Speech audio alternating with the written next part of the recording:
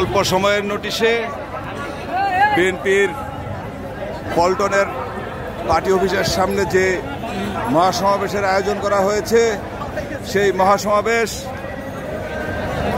মতিঝিল শাপলা চত্বর থেকে পল্টন হয়ে চলে গেছে কাকরাইল মসজিদ এবং মৎস্য ভবন পর্যন্ত, আর এই পাশে চলে গেছে আবুল হোটেল পর্যন্ত।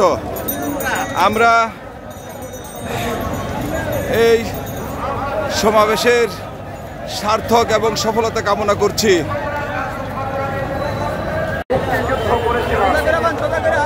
ওই আকাঙ্ক্ষা এখনো বুকে ধারণ করি, সেই আকাঙ্ক্ষা বাস্তবায়নের সময়, সেই সময়ে আমি আপনাদের সাথে লড়াইয়ের ময়দানে থাকবো।